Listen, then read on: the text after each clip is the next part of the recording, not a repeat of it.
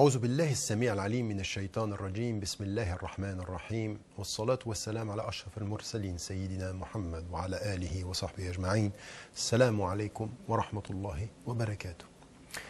Je vous retrouve pour une nouvelle émission du message de l'islam, pour que nous allions plus loin dans notre réflexion, que nous essayions de voir et de comprendre quels sont les enseignements que nous pouvons tirer des éléments du Coran, de la tradition du prophète alayhi salam. En ce mois, le mois ici que nous avons, nous sommes en train de réfléchir ensemble et de parcourir ensemble un certain nombre de thèmes.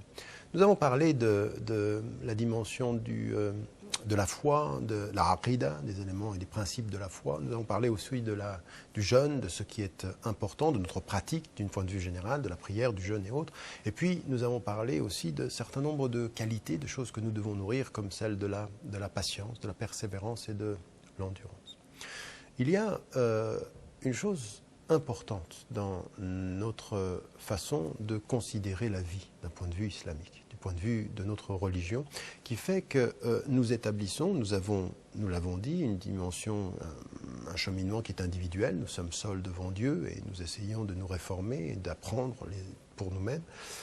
Et puis en même temps, ce qui va être l'un des éléments de la foi, de la aqida, c'est de comprendre que nous sommes dans une communauté spirituelle, qu'il y a une communion spirituelle avec nos frères et avec nos sœurs en islam, et que nous devons établir al-ukhuwa al-islamiyya, c'est-à-dire la fraternité islamique.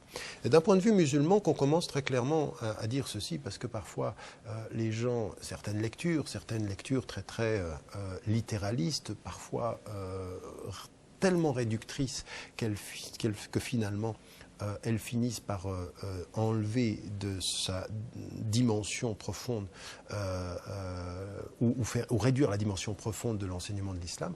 La question de la fraternité, elle a trois conjugaison, si je puis dire, d'un point de vue islamique. La première, eh bien entendu, elle est naturelle, c'est la fraternité du sang, qu'on ait un frère, qu'on ait une sœur de la même famille, ben ça c'est un frère, et de ce point de vue-là, c'est une réalité qui est tout à fait importante du point de vue de l'islam.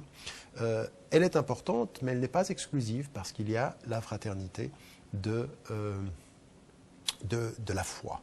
Et là aussi, c'est la fraternité qui vient du fait que dès qu'on a dit la shahada, dès qu'on a dit le témoignage, on rentre dans une communauté de sœurs et de frères. Et donc il y a une fraternité que nous devons reconnaître pour ce qu'elle est. Elle est fondée sur la communion spirituelle, elle est fondée sur la communauté de foi et que nous reconnaissons en islam. À tel point d'ailleurs que même quand Nuh, alayhi salam, il se voit être sauvé sur le bateau et qu'il parle de son fils, Allah subhanahu wa ta'ala fait bien la distinction. Attention, la communauté de foi ici a prééminence sur le lien du sang. Il faut faire attention, ce qui est important, c'est que ce n'est pas parce que tu es de mon sang que ce que tu seras est juste de fait et que mon amour est inconditionnel. Il y a les conditions de l'amour, les conditions de la fraternité. D'un point de vue islamique, eh bien, il y a cette dimension de la communauté de foi. Et puis ensuite, il y a fondamentalement le lien avec la dimension de justice, les principes qui sont très importants. C'est vrai pour le frère et la sœur, c'est même vrai avec les parents, puisque dans Surat Luqman, il y a cette dimension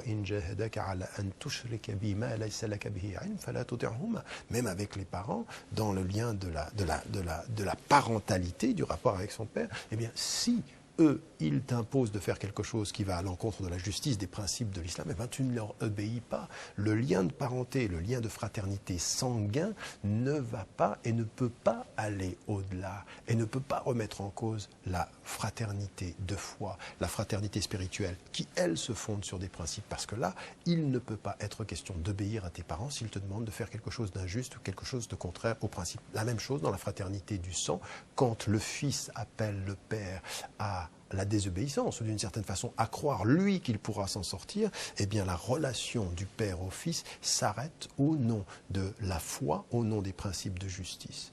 Et c'est ce qui est dit dans le hadith du prophète alayhi salam, la ta'ata li makhluqin fi ma'siyatil khaliq, c'est-à-dire pas d'obéissance à une une créature dans la désobéissance du Créateur, quelle qu'elle soit. Ton père, ta mère, tes frères, tes sœurs, tes enfants, ça ne peut pas être. Le principe premier, ça reste le principe du lien. Par rapport au principe. Et la troisième occurrence, la troisième conjugaison de la fraternité, c'est la fraternité humaine, l'ukhuwa al-insaniya, qui existe. Nous sommes des descendants. Nous sommes tous des descendants d'Adam, et donc il y a une fraternité qui est liée à la dimension de la fraternité humaine. D'ailleurs, quand le prophète nous dit ce hadith qui est extrêmement connu, qui dit La yu'minu ahadukum hatta yuhibba li akhi ma yuhibbuhu li nafsi. Il n'a pas atteint la plénitude de la foi complète. Celui qui ne veut pas pour son frère ce qu'il veut pour lui-même, eh bien, vouloir pour son frère ici et vouloir pour soi-même, qu'est-ce qu'on veut de plus, nous, que d'abord la reconnaissance de cette foi, mais aussi le bien-être, le fait d'être satisfait dans la vie. Ici, Ibn Qayyim al-Jawziyya, quand il parle de ce hadith, et en particulier l'imam al-Nawawi, quand il parle de ceci, c'est aussi dans la relation de l'ukhuwa al-insaniya. C'est pas simplement une relation de famille, et c'est pas une relation de foi avec la musulmane et le musulman, c'est de vouloir pour le frère en humanité, la sœur en humanité. C'est important ceci parce que ça change une certaine façon de voir l'humanité. C'est pas une humanité faite de race, de nation et de classe sociale ou de religion, et puis on oublie la fraternité essentielle qui est la nôtre. Non, on a de ce point de vue-là une fraternité humaine qui va nous pousser aussi à vouloir pour les gens, pour l'humanité autour de nous, ce que nous voulons pour nous-mêmes. Donc la notion de fraternité, ici, elle se conjugue de ces trois façons-là, et elle va être basée essentiellement sur un projet de vie que nous allons avoir ensemble, et c'est celui de respecter l'humanité, c'est aussi de nous respecter. Quand on disait dans notre émission précédente, quand Allah subhanahu wa ta'ala nous dit Ya ayyuhalladhina amanu sbiru wa sabiru wa rabitu, c'est-à-dire soyez patients et appelez-vous les uns les autres à la patience, il y a un rapport comme ceci où notre relation à autrui va être une relation active. La fraternité, c'est pas un état passif, c'est pas t'es mon frère et puis c'est tout, c'est pas tu es ma sœur et puis c'est tout. Une fraternité de frères et de sœurs où on n'aurait aucune exigence, non. Quelqu'un qui vous dit oh, toi tu me prends comme je suis et puis tu ne changes rien, voilà, il faut m'accepter comme je suis. Non, même moi je ne m'accepte pas comme je suis, parce que je me connais, je sais que j'ai plein de défauts, qu'il y a plein de choses que je me cache à moi-même, que je me mens, et donc je ne m'accepte pas comme je suis, et ce que je veux, c'est pas nier ce que je suis, c'est réformer ce que je suis pour être meilleur. C'est ça qui m'est demandé. Allah subhanahu wa ta'ala ne nous demande pas de nous détester, il nous dit aime tes qualités, réforme tes défauts. C'est ça que l'on connaît. Et puis, on sait tous qu'on a des dimensions de ce péché qui cache. Le prophète, quand on lui a posé la question sur le péché, qu'est-ce qu'il a dit? Sur l'ithm, il a dit c'est ce qui est à l'intérieur de toi, et puis qui te trouble, et tu ne voudrais pas que les gens le sachent. Donc, je le sais, moi, que j'ai ces problèmes-là. Je sais que j'ai, de ce point de vue-là, des choses à changer. Donc, il faut que je les change. Donc, il faut que je me réforme. Et donc, si mon amour de moi-même m'amène non pas à m'accepter tel que je suis, mais à reconnaître les qualités que j'ai et à vouloir changer tout ce qui est de l'ordre de mes défauts, de mes dépendances, de mes limites, mais bien sûr qu'il faut que je le fasse. Et donc quand j'ai un frère et une sœur en humanité ou en islam qui vient, je ne lui demande pas accepte-moi comme je suis, non, je peux lui dire ne me juge pas pour ce que je suis, sois le compagnon de mon effort vers le bien, non pas le juge de mes défauts aujourd'hui vers le mal. Donc la fraternité, c'est pas un jugement qui est un jugement, ça ne peut pas être un jugement qui condamne, c'est un accompagnement qui réforme. C'est ça, un frère, c'est ça. Une sœur, c'est quelqu'un qui est, mais pas qui soit là uniquement pour m'accepter tel que je suis, qui marche avec moi vers le meilleur et non pas qui est le juge de mes erreurs. Ça, c'est ce qu'on retrouve dans le verset que l'on a, deux versets en fait que l'on peut citer. Le premier, c'est celui où Allah subhanahu wa ta'ala nous dit l'acte, le fait d'être des frères et des sœurs. Innamal mu'minun ikhwa fa aslihu bayna akhawaykum. Là, on a un état, nous sommes des frères, et des sœurs en islam, des sœurs et des frères dans notre communion spirituelle. Et donc, il faut reconnaître cette fraternité qui est entre nous. Donc, nous sommes des frères et des sœurs. Mais ce qui est dit tout de suite après, c'est pas acquis, c'est pas gagné une fois pour toutes. Il faut, de ce point de vue-là, lutter, être dans un travail positif de faire la paix entre nous.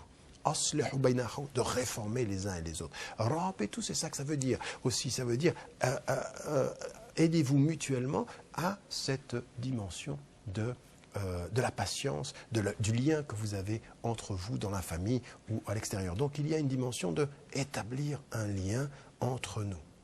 Et ce qui est dit dans un autre verset, c'est-à-dire aidez-vous les uns et les autres, les frères et les sœurs dans votre islam, l'affection, le bien-être, c'est la conscience du divin. Donc en fait, à quoi sert mon frère? À quoi sert ma sœur? À quoi je peux servir dans la fraternité? À faire la paix, à systématiquement connaître les risques de la fraternité. C'est effectivement les risques de séparation, de mécontentement, raison pour laquelle le prophète il a dit pas plus de 3 jours. Quand vous êtes dans la dispute, pas plus de 3 jours. Travaillez à rétablir. Ça veut dire quoi? Votre dignité, votre orgueil, votre fierté, après 3 jours, ont dépassé les limites. Il faut travailler à réconcilier. Votre fraternité est plus importante que votre fierté. Et qu'il faut reconnaître parfois ses erreurs et parfois pardonner. Reconnaître ses erreurs et pardonner sont les deux faces de la même pièce. Et d'un autre côté, c'est-à-dire ne vous aidez pas les uns les autres dans le mal et ne vous aidez pas à l'adversité. Donc la fraternité, c'est la pacification. Il faut aller vers cette pacification-là. Il faut travailler. Il faut que ma sœur, il faut que mon frère soient ceux qui m'accompagnent dans ce travail. Ils doivent me servir comme miroir de mes efforts, non pas comme le chemin de ma perte, dans leur silence ou dans leur acceptation. Pour ça qu'il faut, vous savez, le proverbe français qui dit « Montre-moi tes amis, je te dirai qui tu es ». On peut dire la même chose en islam. Montre-moi ceux qui sont tes frères et je te dirai qui tu es. Ceux dont tu as accepté sohba, c'est-à-dire l'amitié, et qui te font partir et acceptent, parce que finalement, quand on est plusieurs à faire le mal, on s'engage mutuellement, on s'encourage mutuellement à le faire. Mais dans un travail de perspective, de fraternité spirituelle, on s'engage à faire le bien, on est solidaires les uns les autres dans le bien, sinon on part dans le mal, sinon on part dans le laisser-aller. Donc on a ce principe de solidarité qui est extrêmement essentiel. Ne pas m'accepter tel que je suis, sans être le juge de mes erreurs, devient l'ami de mes efforts. Et ainsi tu es ma sœur, et ainsi tu es mon frère. Et je m'engage de cœur et d'être à essayer d'être ce miroir également pour toi. Nous revenons, Inch'Allah, après la pause pour poursuivre ces réflexions ensemble. Salam alaikum wa rahmatullahi wa barakatuh.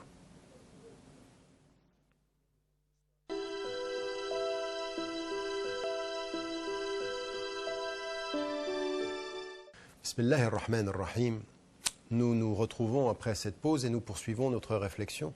Je mettais en évidence juste avant la pause cette relation que nous avons avec autrui dans un travail où on s'encourage mutuellement au bien, où on doit effectivement établir des liens de fraternité qui nous aident. Souvenez-vous de cette sourate du Coran, de ce chapitre du Coran, qui nous parle en l'occurrence de la perdition des hommes. Quand il est dit, A'udhu billahi minash shaytanir rajim, bismillahir rahmanir rahim, wal 'asr, innal insana lafi khusr, illa alladhina amanu wa 'amilus salihat, wa tawasaw bil haqqi wa tawasaw bis sabr. Par le temps, certes l'homme est en perdition, sauf ceux qui croient en Dieu au jour du jugement dernier, et en l'occurrence ici, illa alladhina amanu wa 'amilus salihat, ceux qui croient et qui font le bien, wa tawasaw ici. Et ils s'entraident mutuellement. Et cette dimension de sobre, ici, c'est l'endurance, c'est la dimension de cet engagement à cette persévérance. Et le haqq, c'est la vérité. Donc, ici, il y a cette dimension de l'homme est en perdition, sauf ceux dans leur pluralité, dans leur conscience de la communauté. Et qu'est-ce qu'ils ont de particulier, cette communauté de foi? Qu'est-ce qu'ils font, ces femmes, et qu'est-ce qu'ils font, ces hommes, quand ils sont ensemble? Ils s'encouragent mutuellement à la persévérance. Ils s'encouragent mutuellement à la vérité. C'est ça la fraternité. C'est cet engagement-là où nous entrons ensemble dans ce travail-là. Le prophète, quand il arrive à Médine, comme nous l'avons dit, il va établir des liens de fraternité. C'est-à-dire, il va y avoir une dimension spirituelle, il va y avoir une dimension sociale, il va y avoir une dimension économique, il va y avoir une dimension humaine dans leurs relations. Parce que c'est ce qui va consolider la communauté, cette fondamentale relation de fraternité dans la foi, de compréhension que nous sommes des égaux, nous sommes les uns et les autres, nous avons cette nécessité de travailler ensemble. Et c'est ce qui va être le lien entre nous. Quand il est dit dans cette dimension, la fraternité, c'est un acte de pacification, de paix. C'est la paix entre nous. C'est ce que dit le prophète quand il arrive à Médine, quand il dit « Efshus salam », c'est-à-dire « répandez la paix ». Et donc, soyez des êtres de fraternité. Alors, bon, il y a la fraternité spirituelle, mais il y a aussi la fraternité humaine, et de savoir que je n'ai pas accompli l'essentiel de ma foi, le caractère complet de ma foi. Si je ne veux pas pour mon frère et pour ma sœur ce que je veux pour moi-même, c'est-à-dire le bien-être pour les gens, il faut que je puisse vouloir ça pour tout le monde. Donc il faut que je travaille le lien avec Dieu, ma foi avec Dieu, la justice avec Dieu. C'est aussi cette volonté d'être juste avec les hommes, c'est d'être juste avec sa vérité, car sa vérité, c'est que toute cette humanité-là, il l'a voulu dans sa diversité, nous l'avons vu, il l'a voulu dans sa multiplicité de chemins, il l'a voulu dans la caractéristique que nous sommes, la dernière révélation d'un point de vue islamique, mais cette dernière révélation n'a pas fait disparaître les autres, donc nous sommes dans une attitude de respect, dans une attitude de reconnaissance, une attitude de connaissance mutuelle, et tout ceci dans une amplitude de la fraternité humaine, à partir de la fraternité spirituelle. Donc nous sommes, et nous devons élaborer ceci, nous ne sommes pas des agents de guerre, nous ne sommes pas des agents d'opposition et de haine, non, nous sommes, à tel point qu'à des moments donnés, quand vous voyez un être humain, au nom de la fraternité humaine et de la dignité qu'il a, parce qu'encore une fois, nous l'avons dit et répété, Dieu a donné la dignité aux êtres humains. Au nom de cette dignité, on le respecte. On peut ne pas être d'accord avec ce qu'il fait, mais on respecte qui il est au nom de la dignité que Dieu lui a donnée. C'est vrai pour les gens qui commettent des erreurs, c'est vrai pour les gens qui font des péchés, c'est vrai pour ceux qui sont dans l'air, c'est vrai même pour ceux qui ne sont pas croyants. Donc, en l'occurrence, on fait attention à ne pas porter le jugement sur l'être, mais à porter le jugement sur l'acte. C'est l'acte que l'on juge et l'on réforme l'être et l'on accompagne l'être à la réforme. Donc, ce point de vue, fondamentalement pour nous, il est important dans notre compréhension de la fraternité, de ce que nous avons à apporter. Et donc, cette volonté d'être ensemble en tant que frères et sœurs, elle demande aussi, elle est très très très exigeante, parce que ce qu'on attend de son frère et de sa sœur, c'est de nous accompagner à aller vers le meilleur. Mais il y a une chose aussi que chaque frère et chaque sœur doit respecter. Tu es mon frère, tu es ma sœur, tu es avec moi dans un travail qui est, au nom du divin, un travail de respect et d'amélioration. Ce qu'on a dit. C'est-à-dire, on est dans ce travail mutuel d'être mieux.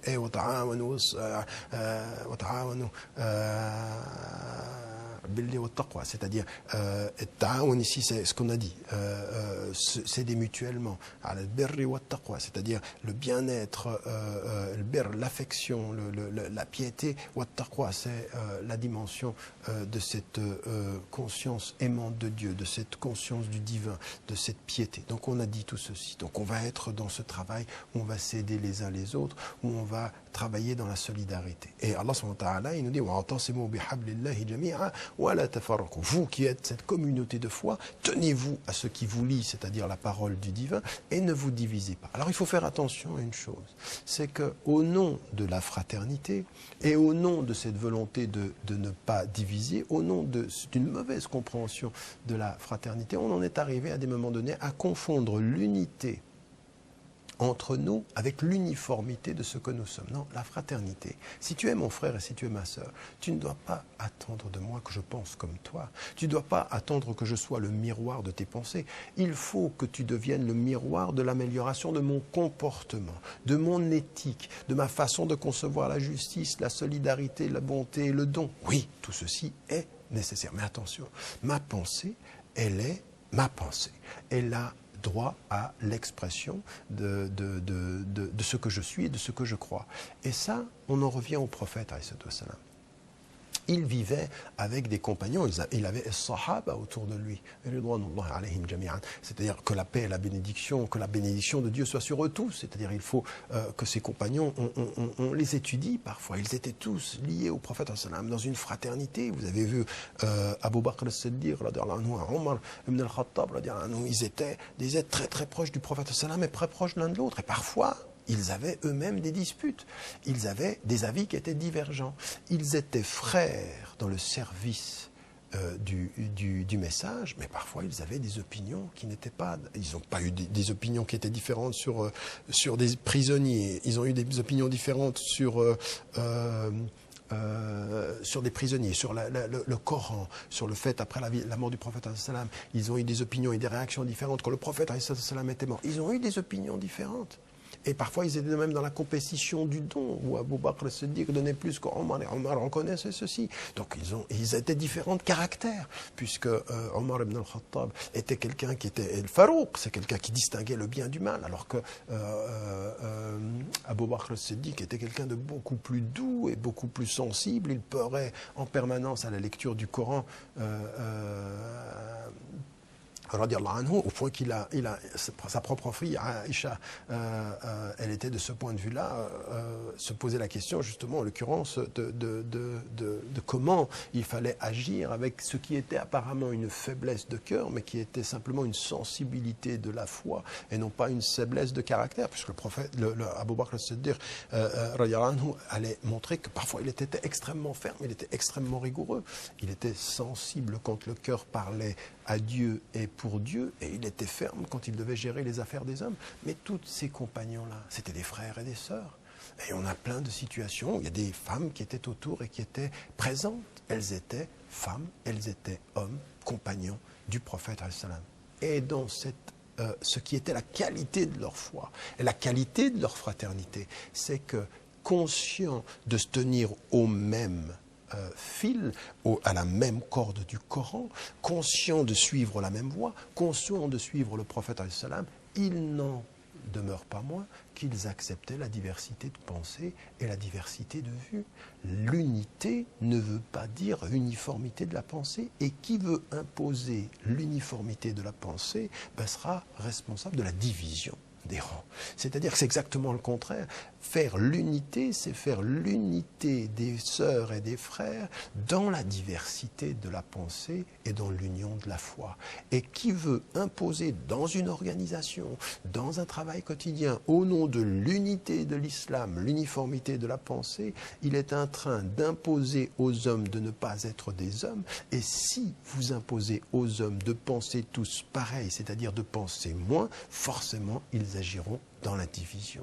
Donc l'uniformité est un facteur de division, pas un facteur d'unité. Et la fraternité ici, elle est aussi exigeante que ça, c'est-à-dire d'être dans un rapport de frères et de sœurs, et d'être dans un rapport d'encouragement à faire le bien, du comportement, tout en laissant à l'autre, à une femme et à un homme, l'autonomie de sa pensée, la possibilité de penser différemment, la pensée de peut-être même aussi de se tromper, ou d'avoir un avis qui est, ou un courant qui est différent. Et l'islam, c'est un chemin, la voie de l'islam, Shari'atul Islam, au sens de ce que nous avons dit la chose, est large. Il permet de marcher de façon différente. Il y en a certains qui auront des opinions qui seront plus sociales, il y en a d'autres qui auront des opinions qui seront plus spirituelles, il y en a d'autres qui auront des opinions qui seront peut-être même plus politiques, ou d'autres qui auront des opinions, des attentes qui seront plus culturelles. La fraternité de tous dans la diversité de notre réflexion, dans la diversité de nos attentes. Ce qui est important, c'est que dans notre diversité, nous nous encouragions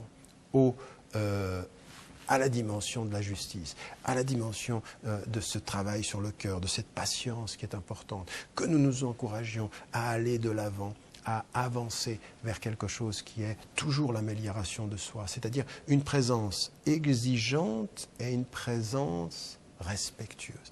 Exigeante quant à la moralité, quant à l'éthique qui transforme l'être, et respectueuse et tolérante quant à la pensée d'autrui. C'est ça qui fait une sœur, c'est ça qui fait un frère. Et puis, toujours accompagner les efforts et ne pas être juge des faiblesses. Ça, c'est aussi la phrase. Mais vous voyez bien ici que ça veut dire vraiment un travail qui va être jusqu'à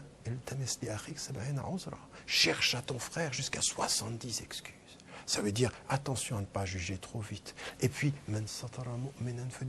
c'est-à-dire qui couvre le musulman. Il faut couvrir les erreurs de son frère. Il ne faut pas les exposer. Il faut lui trouver des excuses. Et si tu n'en trouves pas, tu en cherches. Et il faut chercher les excuses, il faut protéger les gens, et tout ce qui n'est pas exposé aux hommes, il ne faut pas essayer de l'exposer. Si Dieu n'a pas exposé les défauts de quelqu'un, c'est entre lui et Dieu. Et donc il ne faut pas chercher à dévoiler. La tajassasu, c'est-à-dire ne cherchez pas à vous espionner. Ce que nous avons dans Surat al-Hujurat, dans Surat al-Hujurat, ce que nous avons est essentiel, est extrêmement important dans les relations sociales, parce que c'est dans ces versets-là, qu'Allah subhanahu wa ta'ala, il nous dit attention, dans votre rapport au monde, il faut être particulièrement vigilant sur ce que vous faites. Ne vous espionnez pas. Et il faut marcher sur cette terre avec pondération. Il ne faut pas juger les êtres humains. Donc la fraternité, elle n'est pas un état que l'on observe et dans lequel on ne s'engage pas. La fraternité, elle est d'abord, essentiellement, une relation qui doit être une relation de respect, d'exigence, d'engagement fondamental sur ce que nous sommes, ce que nous devons faire. Elle est un état où l'on accompagne les efforts, où l'on est l'ami, l'amour dans l'expression de ce qu'on attend de l'autre, et pour soi-même, en même temps, toujours elle nous renvoie à nos efforts, à nous-mêmes. Donc, jamais un frère pour accepter ce que nous sommes, ou une sœur pour accepter ce que nous sommes, mais une sœur et un frère pour nous permettre d'être meilleurs que de ce que nous sommes, sans jugement définitif, mais toujours avec l'espoir de réussir à nous améliorer les uns les autres. Je vous retrouve, Inch'Allah, sur le canal satellitaire de l'émission. Vous pourrez également nous retrouver sur le site internet, faire part de vos remarques, et à une prochaine émission, Inch'Allah. Wassalamu alaikum wa rahmatullahi wa barakatuh.